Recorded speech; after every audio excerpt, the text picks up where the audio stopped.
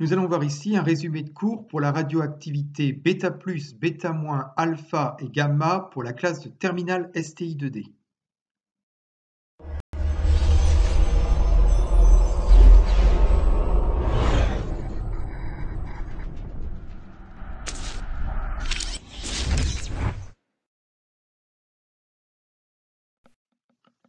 Pour bien comprendre la radioactivité, il est nécessaire dans un premier temps de faire un petit rappel sur la structure de l'atome.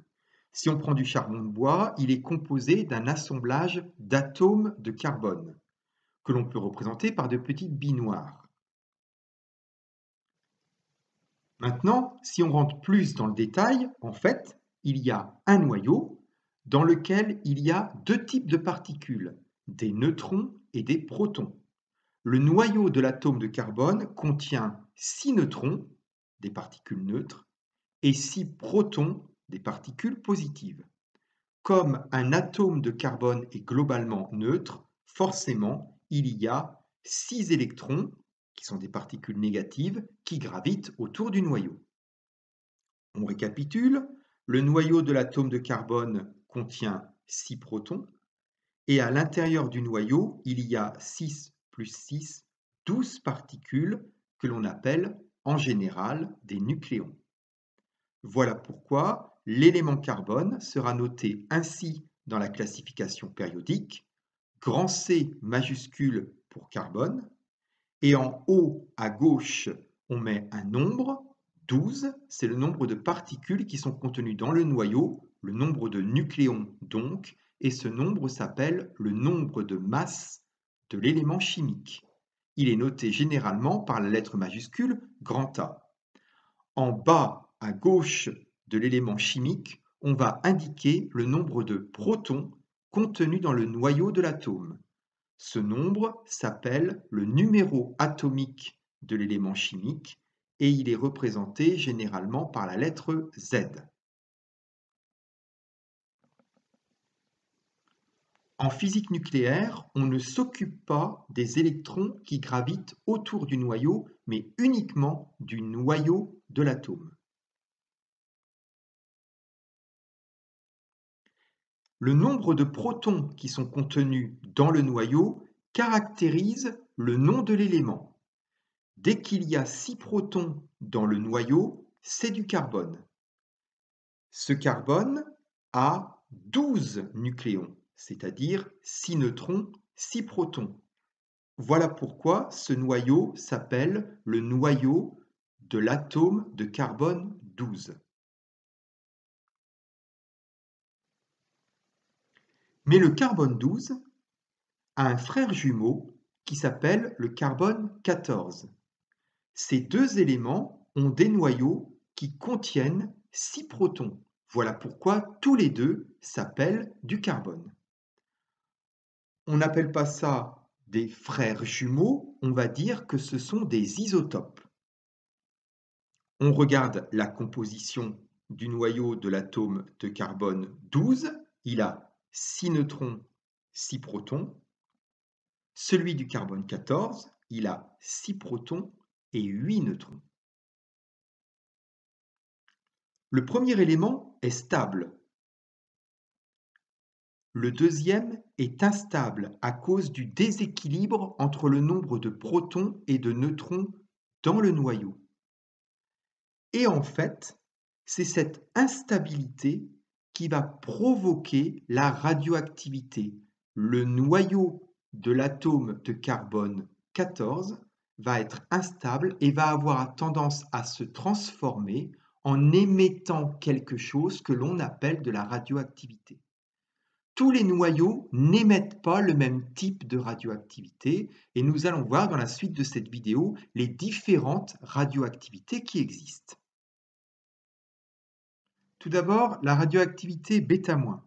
Elle se produit lorsqu'on a un noyau qui a plus de neutrons que de protons. Dans ce cas-là, un neutron va vouloir se transformer en proton, mais lors de cette transformation, il va y avoir éjection d'une particule négative qui s'appelle un électron.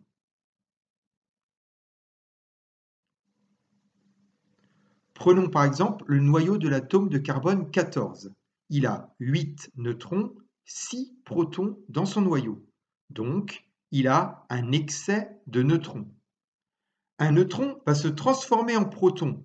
Donc, il va y avoir un noyau qui va contenir 7 protons, 7 neutrons. Quand le nombre de protons change, le nom du noyau change.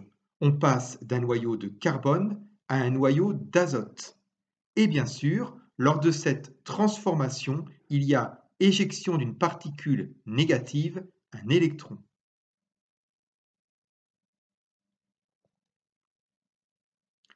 Le noyau de départ s'appelle le noyau père. Le noyau obtenu après, le noyau fils.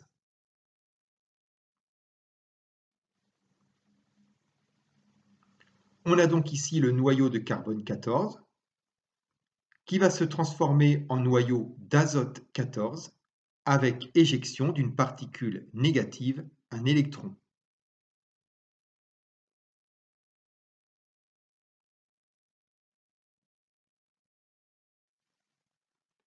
Nous allons voir maintenant comment caractériser l'activité d'une source radioactive.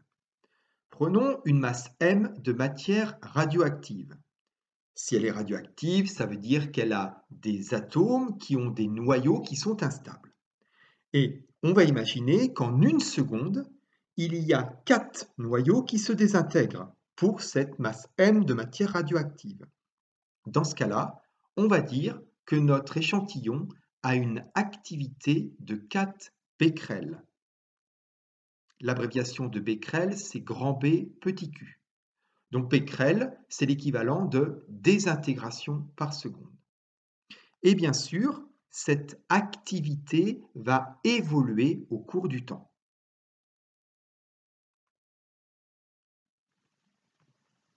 Si on prend une bouteille d'eau d'1 litre, elle a une activité naturelle de 10 becquerels.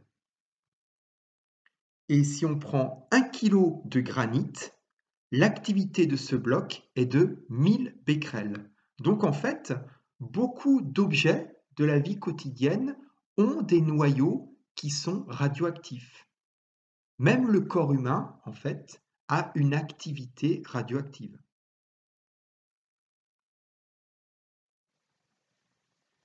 Si on veut illustrer la radioactivité, on peut prendre cette représentation. On a par exemple un noyau, ici c'est du carbone 14. Ce noyau, tout d'un coup, se désintègre, éjecte quelque chose et se transforme en un autre noyau. Mais il y a une petite particularité, c'est que si on prend un noyau de carbone 14 qui est instable mais qui ne s'est pas encore désintégré, si on en prend un jeune et un beaucoup plus vieux, on est incapable de dire lequel va se désintégrer et quand il va se désintégrer. En revanche, il y a une certitude, c'est que si on prend une population de noyaux de carbone 14 et que l'on attend 5600 ans, au bout de 5600 ans, la moitié des noyaux que l'on avait au départ vont s'être désintégrés. Et si on attend à nouveau 5600 ans, la moitié de ce qui reste se sera désintégré. Et c'est ça la notion de demi-vie d'un noyau. C'est un chiffre caractéristique qui dit la durée qu'il faut pour que la moitié de la quantité que l'on avait se soit désintégrée. 5600 ans est donc un nombre caractéristique pour l'élément radioactif carbone 14. On verra dans une autre vidéo que c'est très utile, en fait, cette notion de demi-vie, et c'est ce que l'on va utiliser pour faire la datation au carbone 14. Chaque élément radioactif est caractérisé par sa propre demi-vie.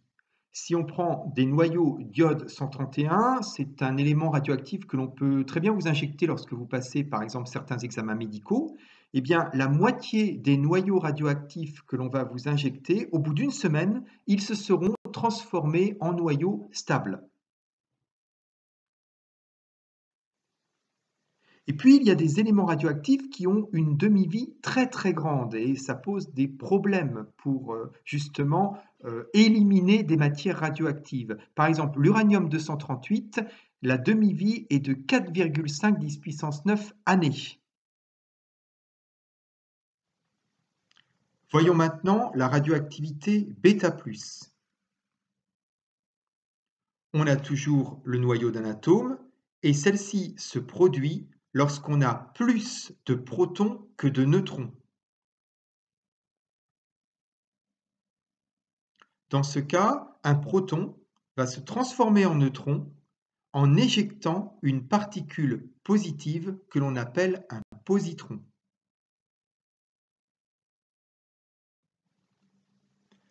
Prenons l'exemple du noyau de l'atome d'oxygène qui contient 7 neutrons, 8 protons. Un proton va alors se transformer en neutron, donc le nombre de protons passe de 8 à 7, et le nombre de neutrons passe de 7 à 8. On change le nombre de protons du noyau, donc l'élément chimique change. On passe de l'oxygène à l'azote. Et lors de cette transformation, il y a éjection d'une particule positive, un positron. Le noyau de départ s'appelle le noyau pair. Le noyau obtenu après la réaction de radioactivité s'appelle le noyau fils.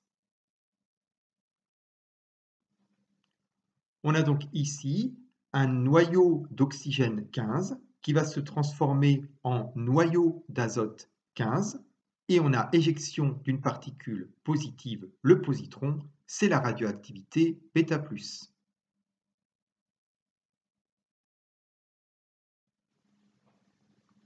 Il existe un troisième type de radioactivité, c'est la radioactivité alpha.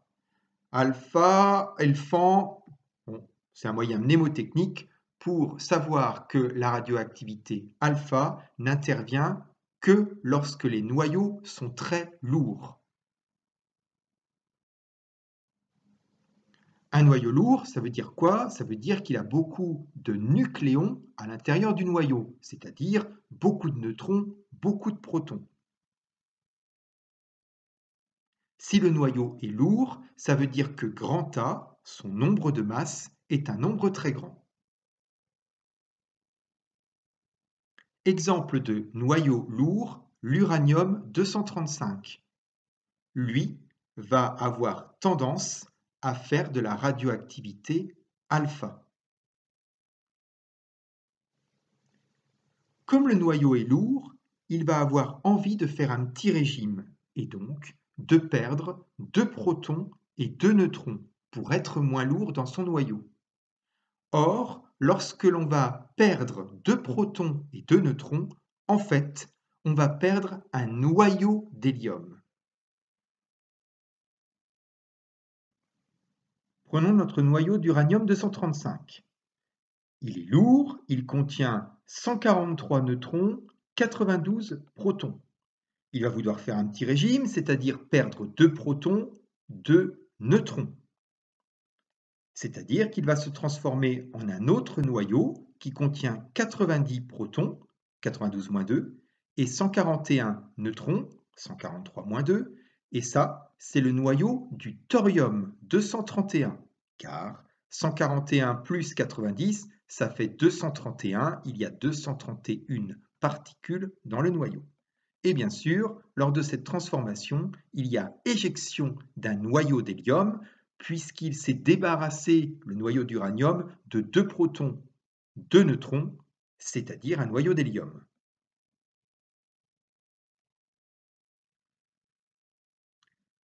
Comme pour les radioactivités β+, β-, le noyau de départ s'appelle le noyau pair, le noyau obtenu après la réaction de radioactivité s'appelle le noyau fils.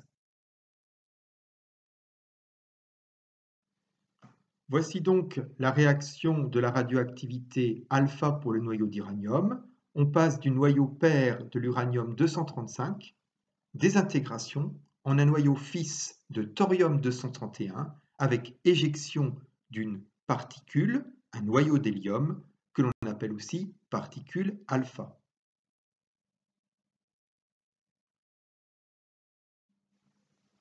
Il existe un quatrième type de radioactivité, c'est la radioactivité gamma. Car parfois, le noyau fils qui est créé est dans un état excité. Prenons par exemple le noyau de l'atome d'américium. Il contient 241 particules dans son noyau. C'est donc un noyau qui est lourd. Il va être sujet à la radioactivité alpha, c'est-à-dire qu'il va vouloir faire un petit régime et perdre 2 protons, 2 neutrons, en éjectant une particule qui est en fait un noyau d'hélium et qui porte aussi le nom de particule alpha. Donc, ce noyau d'américium, s'il perd 2 protons, 2 neutrons, il se transforme en un autre élément chimique, en un noyau de neptunium-231. Et bien sûr, au cours de cette transformation, il a éjecté un noyau d'hélium. Mais ce noyau fils créé de neptunium-231 est en fait dans un état excité. On met donc une petite étoile à côté du symbole de l'atome. Et ce noyau fils va se désexciter en émettant un rayonnement électromagnétique gamma. Cette fois-ci, il n'y a pas émission d'une particule, mais d'un rayonnement électromagnétique.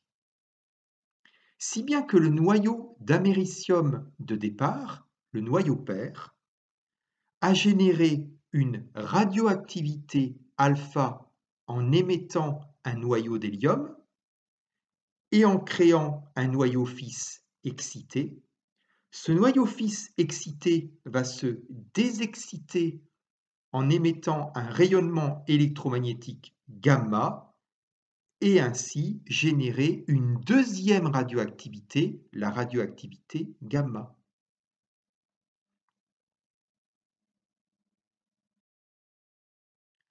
Alors maintenant, comment se protéger contre ces rayonnements qui sont ionisants, donc qui sont dangereux? Ionisants, ça veut dire qu'ils ont la propriété d'arracher des électrons au cortège électronique des atomes qu'ils rencontrent.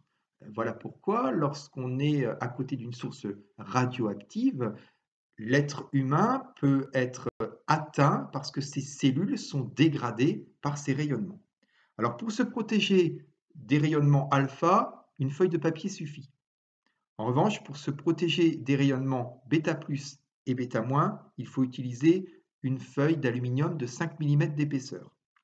Et puis, les rayonnements gamma, eux, sont les plus pénétrants et il faut utiliser un écran en plomb qui fait 20 cm d'épaisseur. Alors attention cependant, ce n'est pas parce qu'un rayon est très pénétrant qu'il est très dangereux.